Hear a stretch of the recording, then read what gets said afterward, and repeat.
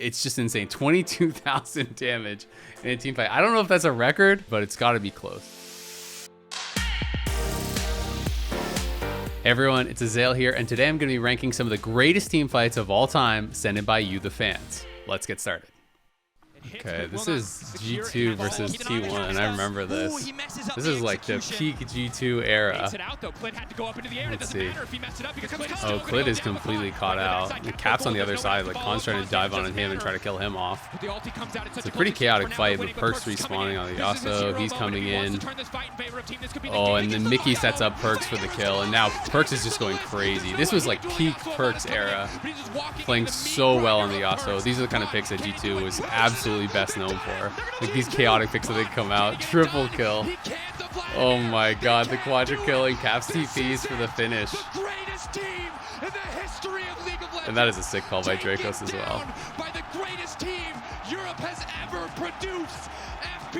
Wow. Yeah, this is really exciting. I mean, this is like peak G2 era. This was really coming off of, I think, some of the best times for Europe, right? Where G2 was absolutely dominating, and you know, they were just such an explosive team that really made them really fun to watch because they had surprising picks. They had the confidence to bring out things like Gragas Yasuo bot lane, and like these crazy flex picks when they were playing, you know, Pike top and Pike mid and all these different things. And they're one of the teams that I think was so unique and had such tremendous success because they were innovators. You know, they played their own style and they kind of thrived in the chaos that I think teams couldn't really practice and prepare for, which made them so fun to watch and so hard to play against because there's no one that you could really scrim against to actually prep for G2.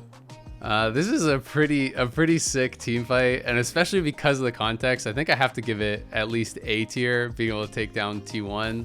I think the team fight itself was not like the craziest team fight ever from G2, but it was, you know, the context there that they're actually taking down T1 makes it really impressive. And I think they've had better individual team fights, but the situation makes it pretty incredible. I don't know if we'll ever see a mid AD duo, you know, as unique as Perks and Caps, because, you know, these are two of the guys who are arguably the two greatest European or even just Western players of all time. You know, they have so many accomplishments, and, you know, for them to be willing to actually role swap for each other, to be able to, you know, play a different role because they felt that it was just worth it to do that, to give up their position, to be able to play with these players that, you know, they thought they could achieve something so incredible with. And the fact that they're able to have this role swap where, especially when Perks was AD, and have just like unparalleled success, you know, for a Western team to be able to win an MSI, to be able to have these incredible accomplishments. I don't know that we're ever going to see something like that again. Oh, this is Showmaker hit a huge scatter over on a Chovy, but the stopwatches are so big in a fight like this. Oh my god, Showmaker is just kind of crushing them. But Ruler dashing forward. I mean, this fight was just absolutely insane.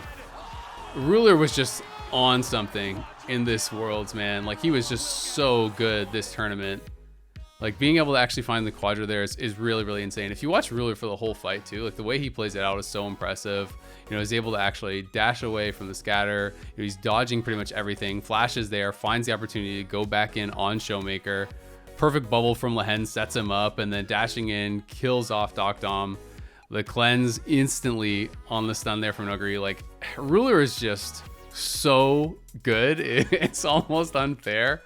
I think that's kind of what is so impressive about watching him, is he's been at the absolute peak of League of Legends for so many years, across so many different champions, across multiple teams. It's just so fun to watch someone, especially when they're playing a champion like Lucian, which is such like a high risk, high reward champion because it is such short range. You know, you really have to put yourself at risk and be willing to be able to actually dodge out on everything to be able to actually pull off a team fight like this. And he does it pretty much perfectly. So to me, this has got to be Ruler tier. This has got to be like SSS. This is Ruler up there for Gen G. Really incredible team fight. I mean, this is one of the craziest series I've ever gotten to cast. You know, this is one of the ones I have the fondest memories with. You know, such a crazy back and forth series between these two teams with absolute, you know, monster pocket picks coming out, like having the Kane come out in game 5 for Canyon and him going off on it, having this crazy finale, you know, with Ruler being able to take over a game like he has done so many times. and being able to, if I recall correctly, casting it with Atlas and getting it cast, with the LCK guys and seeing their joy, their excitement of, just like the peak of League of Legends being displayed is really, really special because, people when they're casting their own region have that extra attachment and have that joy when their teams are playing at their best, because it feels like they're getting to share that kind of with the world. And so it was a really special series to cover. Yeah, I remember watching this series, and it looks like it's completely doomed for top at this point, like in this game. And JackeyLove Zeri, is about to have one of the craziest Zeri moments, I think, probably of all time. People like to talk about this champion as being so overpowered and being able to have these pentakill moments, but you have to play it to perfection to pull something like this off. And JackeyLove is really able to do that.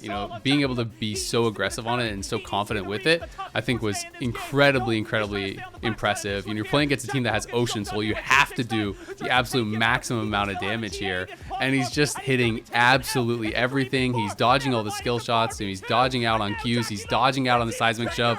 He's dashing forward with really aggressive moments, and it's just insane. 22,000 damage in a team fight. I don't know if that's a record all time for a team fight damage, but it's got to be close. I mean, this is insane, I think, from him, especially given the context of the series. When you're looking at, you're down 10,000 gold, you're down Ocean Soul, they're at your Nexus. Like, this game looks over 10 times out of 10, but JackeyLove pretty much plays it perfectly. He's playing it just aggressive enough. He really punches Hope when he dashes in there, chunks him low enough that Tien's able to go in and actually, put some pressure on. He dodges out on the bindings. He's dodging out on basically everything. Like, no skill shots are hitting him throughout this entire fight, and he's positioning aggressively the whole time, right?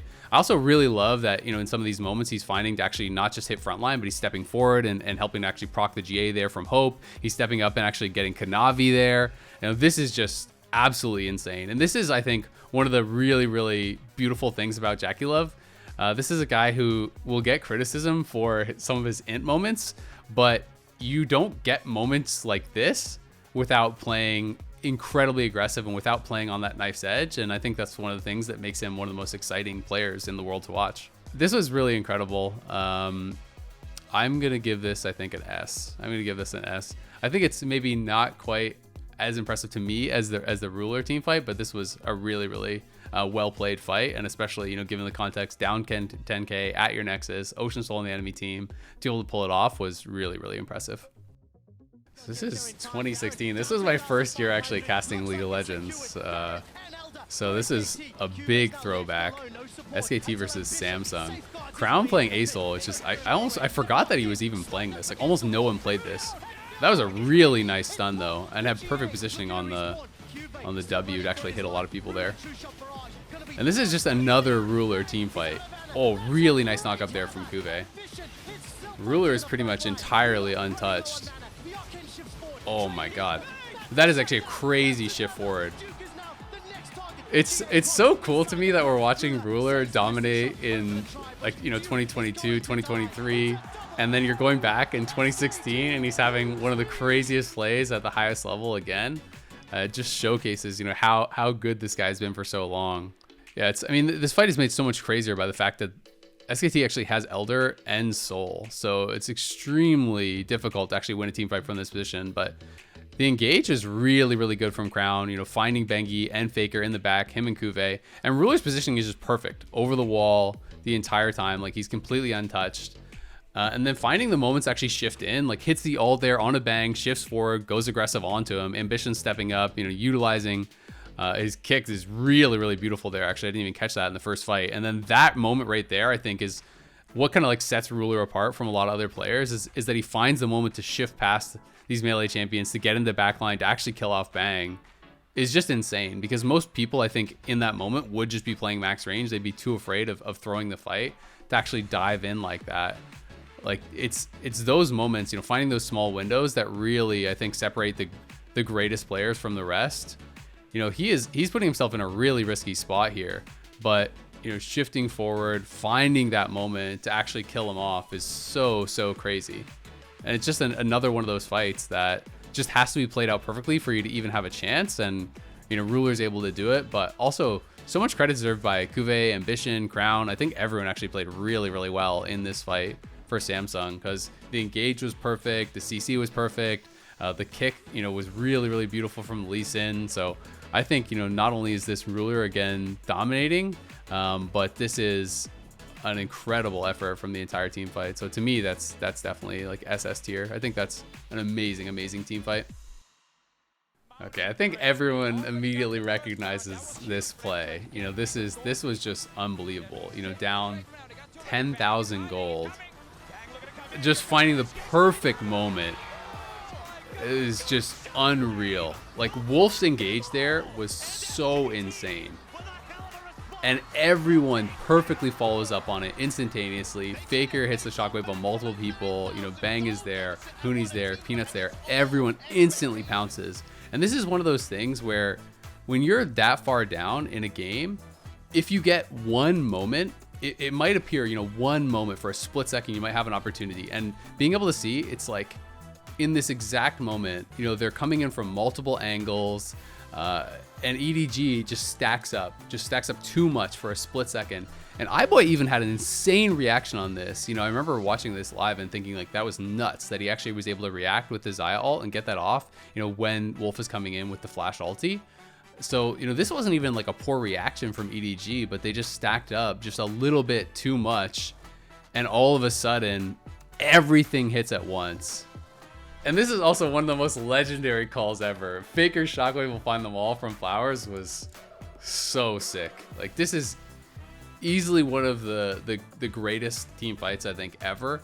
Probably the most impressive team fight ever in just the situation that they're able to come back from, and the surprise of it was so shocking. Like, in that moment, you think the game is completely done. You think there's no opportunity for them to come back.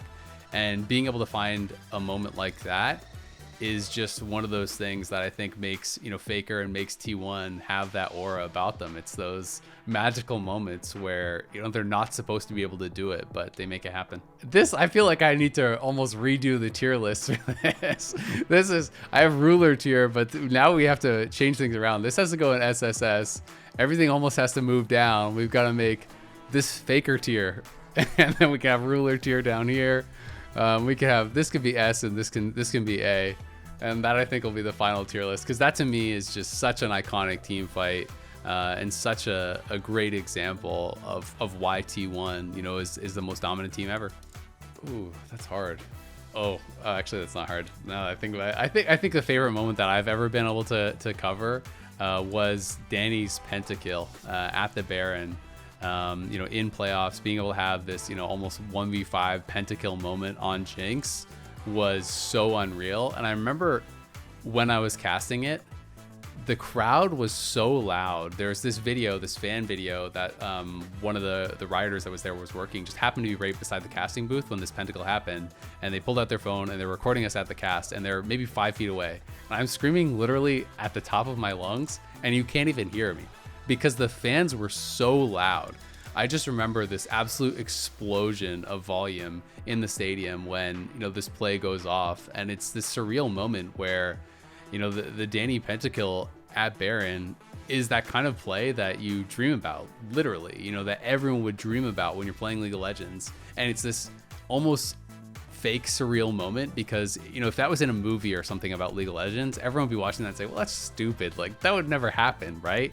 But it actually happened. And I think that is what makes that moment so memorable for me. It was just, this unrealistic, impossible situation that really never should happen.